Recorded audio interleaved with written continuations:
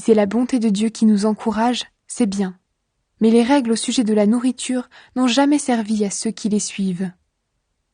Nous avons un autel, et les prêtres juifs n'ont pas le droit de manger ce qui vient de cet autel.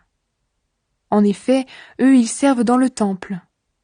Là, le grand prêtre juif apporte le sang des animaux dans le lieu très saint pour enlever les péchés, et les corps de ces animaux sont brûlés en dehors du camp. C'est pourquoi Jésus, lui aussi, est mort en dehors de Jérusalem, pour libérer le peuple de ses péchés avec son sang à lui. Sortons donc à sa rencontre en dehors du camp, en supportant les mêmes insultes que lui. Sur la terre, nous habitons une ville qui ne durera pas toujours, mais nous cherchons la ville qui existera plus tard. Par Jésus, offrons sans cesse à Dieu un sacrifice de louange, c'est-à-dire des chants qui le reconnaissent comme Seigneur. N'oubliez pas de faire le bien et de partager ce que vous avez. Voilà les sacrifices qui plaisent à Dieu. Obéissez à vos responsables et soyez leur soumis. Ils veillent sur vous parce qu'ils devront rendre des comptes à Dieu. Alors si vous obéissez, ils feront leur travail avec joie. Sinon, ils le feront en se plaignant et vous n'y gagnerez rien. Priez pour nous. Nous sommes sûrs que nous n'avons rien à nous reprocher. En effet, nous cherchons toujours à bien faire. Je vous le demande avec force. Priez pour que je revienne plus vite parmi vous. Prière. C'est Dieu qui nous donne la paix. Il a fait remonter de chez les morts notre Seigneur Jésus, qui est le grand berger des moutons. Et le sang de son sacrifice a obtenu pour nous une alliance qui dure toujours. Que ce Dieu vous rende capable d'agir toujours bien pour faire ce qu'il veut. Qu'il accomplisse en nous par Jésus-Christ ce qui lui plaît. Rendons gloire à Jésus-Christ pour toujours. Amen. Nouvelles et salutations. Frères et sœurs, je vous le demande, écoutez avec patience ces paroles d'encouragement. En effet, ma lettre n'est pas très longue. Voici une nouvelle. Notre frère Timothée a été libéré. S'il arrive assez vite, j'irai vous voir avec lui. Saluez tous vos responsables et tous les chrétiens. Ceux d'Italie vous saluent. Que l'amour de Dieu soit avec vous tous. Salutations. Moi, Jacques, serviteur de Dieu et du Seigneur Jésus-Christ, je salue le peuple de Dieu répandu un peu partout dans le monde entier. Résistez dans les difficultés. Mes frères et mes sœurs chrétiens, quand vous rencontrez des difficultés de toutes sortes, soyez très heureux. Vous le savez, si votre foi reste solide dans les difficultés, celles-ci vous rendent plus résistants. Il faut que vous résistiez jusqu'au bout, alors vous serez vraiment parfait et vous ne manquerez de rien. Si quelqu'un parmi vous manque de sagesse, il doit la demander à Dieu, et Dieu lui donnera cette sagesse. En effet, Dieu donne à tous généreusement, sans faire de reproches. Mais il faut qu'il demande avec foi, sans douter. Celui qui doute ressemble à une grosse vague de la mer que le vent soulève et agite. Celui-là ne doit pas penser qu'il va recevoir quelque chose du Seigneur. C'est quelqu'un qui ne sait pas choisir sa route. Tantôt il avance, tantôt il recule. Pauvreté et richesse. Le chrétien qui est pauvre et petit peut être fier, parce que Dieu lui donne une place importante. Le chrétien qui est riche doit être fier, parce que Dieu le rend petit. En effet, le riche ne dure pas. Il est comme la fleur d'une plante sauvage. Le soleil se lève avec sa chaleur brûlante, il sèche la plante, la fleur tombe, et elle perd sa beauté. De la même façon, un jour, le riche va être balayé avec toutes ses activités. Dieu ne pousse personne au mal. Il est heureux l'homme qui résiste dans les difficultés. En effet, quand il aura montré sa valeur, il recevra la vie. C'est la récompense que Dieu a promise à ceux qui lui donnent leur amour. Quand quelqu'un a envie de faire le mal, il ne doit pas dire « c'est Dieu qui me pousse au mal ». Dieu ne peut pas avoir envie de faire le mal et il ne pousse personne au mal.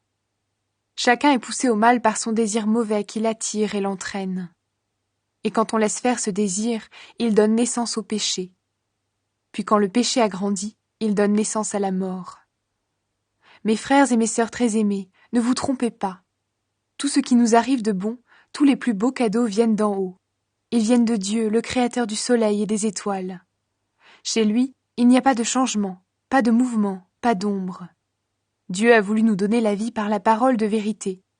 Alors nous sommes d'une certaine façon au premier rang de tout ce qu'il a créé.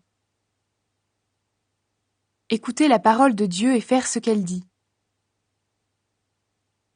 Mes frères et mes sœurs très aimés, vous devez savoir ceci. Chacun doit être rapide pour écouter, mais lent pour parler, lent pour se mettre en colère. Un homme en colère ne fait pas ce qui est juste aux yeux de Dieu. Alors rejetez tout ce qui salit, tout ce qui rend mauvais. Recevez avec douceur la parole que Dieu a plantée en vous. Elle peut vous sauver la vie. Ne vous contentez pas de l'écouter, mais faites ce qu'elle dit, sinon vous vous trompez vous-même. Oui, celui qui écoute la parole et qui ne fait pas ce qu'elle dit, voici à qui il ressemble. Il ressemble à un homme qui regarde son visage dans un miroir. Il se voit tel qu'il est, il se regarde puis il s'en va, et il oublie tout de suite comment il est. Au contraire, voici quelqu'un qui étudie avec attention la loi parfaite qui rend libre. Il reste attaché à cette loi, il écoute la parole, il ne l'oublie pas, et il fait ce qu'elle dit. Cet homme-là sera heureux dans ce qu'il fera. Si quelqu'un croit être un bon chrétien, mais n'est pas maître de sa langue, il se trompe lui-même, et sa façon de pratiquer la religion ne vaut rien. Aux yeux de Dieu notre Père, voici la façon parfaite de pratiquer la religion. Prendre soin des orphelins et des veuves dans leur malheur, ne pas se laisser salir par les choses du monde. Faire des différences entre les gens, c'est désobéir à la loi. Mes frères et mes sœurs, vous croyez en Jésus-Christ, notre Seigneur plein de gloire. Alors ne faites pas de différence entre les gens. Prenons un exemple. Un homme vient là où vous êtes réunis. Il porte une bague en or et des habits très beaux. Un pauvre vient à la même réunion. Il est mal habillé. Vous montrez plus de respect à l'homme qui porte les beaux habits et vous lui dites « Vous, asseyez-vous ici, à cette bonne place !» Au pauvre vous dites « Toi, reste debout !» ou bien « Assieds-toi là, par terre, à mes pieds !» Quand vous agissez ainsi, est-ce que vous ne faites pas des différences entre vous? Est-ce que vous ne jugez pas avec un cœur mauvais? Écoutez, mes frères et mes sœurs très aimés. Est-ce que Dieu ne choisit pas justement ceux qui sont pauvres aux yeux du monde? Il veut les rendre riches en leur donnant la foi. Il veut qu'ils reçoivent le royaume promis à ceux qui ont de l'amour pour lui. Mais vous, vous méprisez les pauvres. Pourtant, qui vous écrase? Qui vous traîne devant les tribunaux? Ce sont les riches, n'est-ce pas? Ce sont les riches qui se moquent du beau nom que Dieu vous a donné. Les livres saints disent « Aime ton prochain comme toi-même ». C'est la loi du royaume, et si vous obéissez à cette règle, vous agissez bien. Mais si vous faites des différences entre les gens, vous péchez, et la loi de Moïse vous condamne parce que vous désobéissez. Oui, celui qui suit toute la loi, mais qui désobéit à un seul commandement est coupable envers toute la loi. En effet, Dieu a dit « Ne commets pas d'adultère ». Mais il a dit aussi « Ne tue personne ». Donc par exemple, tu ne commets pas d'adultère, mais tu assassines quelqu'un. En faisant cela, tu désobéis à la loi. Parlez et vivez comme des gens qui vont être jugés par une loi qui rend libre. Oui, au moment du jugement, il n'y aura pas de pitié pour ceux qui n'ont pas eu pitié des autres. Mais même quand Dieu juge, il est plein de pitié. Croire sans agir fait mourir la foi. Mes frères et mes sœurs, quelqu'un dira peut-être « Je crois en Dieu ». Mais s'il n'agit pas pour le montrer, cela sert à quoi? Est-ce que cette foi peut le sauver? Par exemple, un frère ou une sœur n'ont pas de vêtements. Ils n'ont pas à manger tous les jours. Parmi vous, quelqu'un leur dit « Allez en paix, allez vous habiller et bon appétit !» Mais ces paroles servent à quoi si vous ne leur donnez pas ce qu'il faut pour vivre? Pour la foi, c'est la même chose.